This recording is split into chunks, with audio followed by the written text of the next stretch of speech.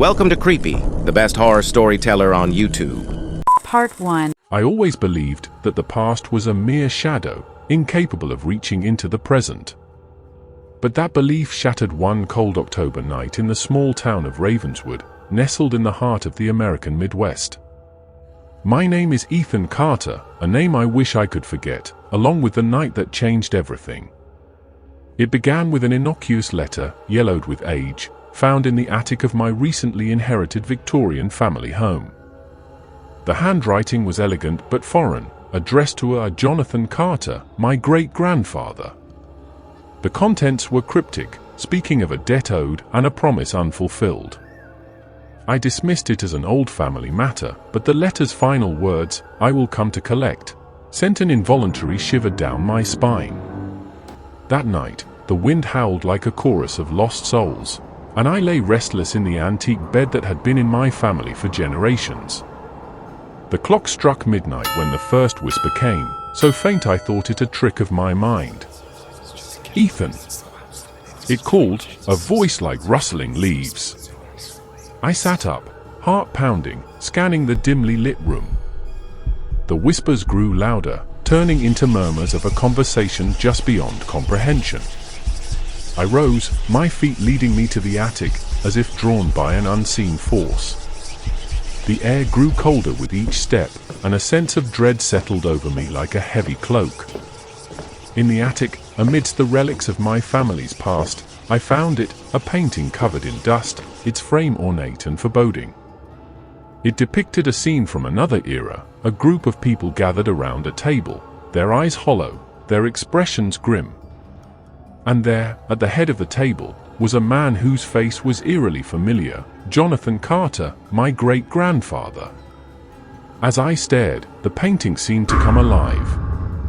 The figures began to move, their whispers filling the room, telling a tale of a dark pact made a century ago. Jonathan's voice rose above the rest, filled with regret and warning. "He's coming for you, Ethan, as he came for me," he said, his eyes meeting mine through the canvas.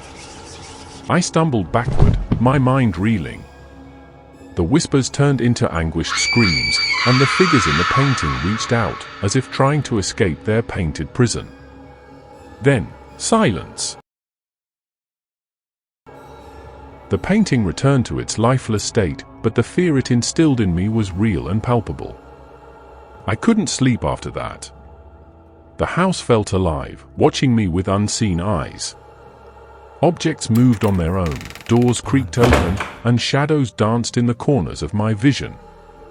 The letter's words echoed in my mind, "I will come to collect." Days passed, each more unsettling than the last. I researched my family history, desperate for answers.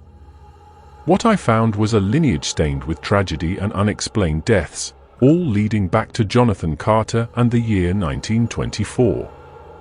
A local newspaper clipping from that time spoke of a mysterious figure seen near the Carter estate, a man whose description chilled my blood, a tall, gaunt figure with eyes like black holes, known only as the Collector.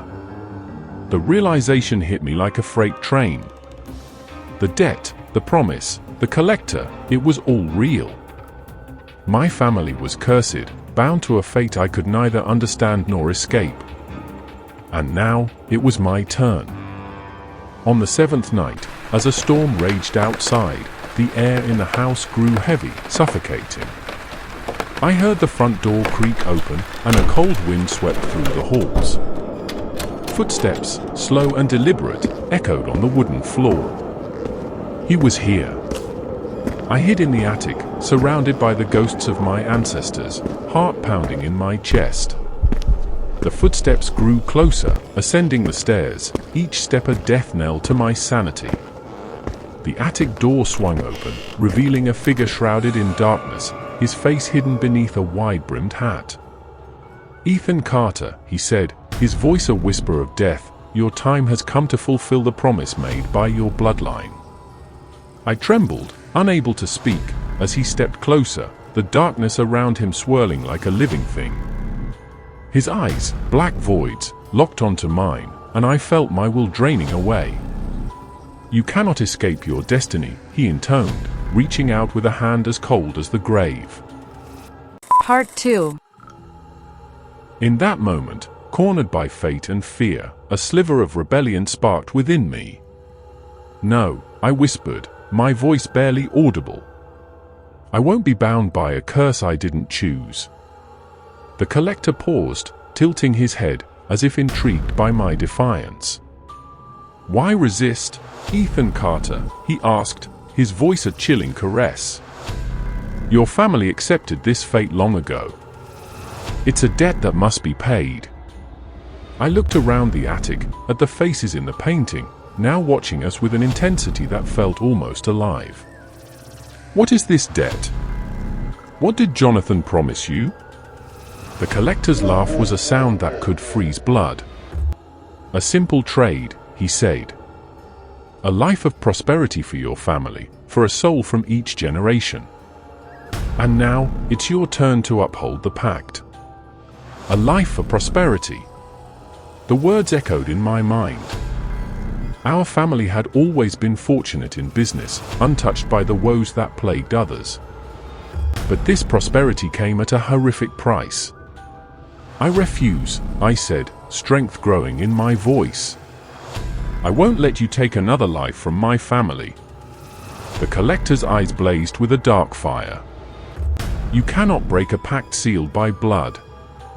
You have until dawn to reconsider, Ethan. After that, your fate is sealed."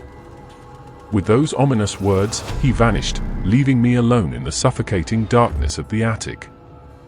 I spent the rest of the night poring over old journals and documents, searching for a way to break the curse. As dawn approached, I found it, a ritual, written in a shaky hand by Jonathan himself, detailing a way to sever the pact. But it required a sacrifice, a willing soul to take the place of the one bound by the curse. The sky lightened as I considered the impossible choice before me. Could I condemn another to this fate? My heart heavy, I made my decision. I wouldn't let this curse continue. Not through me. As the first rays of sunlight pierced the horizon, I started the ritual. The words felt ancient and powerful as they left my lips, filling the room with a palpable energy. I felt a presence behind me, the collector, his anger a tangible force. "You dare defy me," he roared, the room shaking with his fury. "I end this now," I said, my voice steady despite my fear.